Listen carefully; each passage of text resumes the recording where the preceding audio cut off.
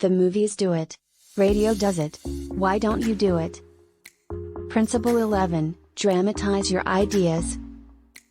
Simply speaking, the truth is insufficient. The truth must be rendered clear, fascinating, and dramatic. You must employ showmanship. It's done in movies. It is done on television. And you'll have to do it if you wish to be noticed. If you desire that job, highlight your talents and qualifications. To gain people's attention, you need to express and highlight the advantage of your ideas in a more clear, exciting, and vivid way. You are delivering the truth, but utilizing drama and showmanship to captivate their attention, and make your ideas more spectacular. Dramatize yourself if you are enthusiastic about business. It works for many individuals and will almost certainly work for you. Discover new methods to utilize showmanship to communicate your ideas.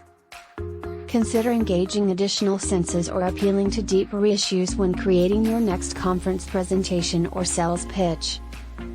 Today, be the dramatic king or queen you so desire. From How to Win Friends and Influence People by Dale Carnegie. Part 3, How to Win People to Your Way of Thinking. Subscribe, like, follow for more.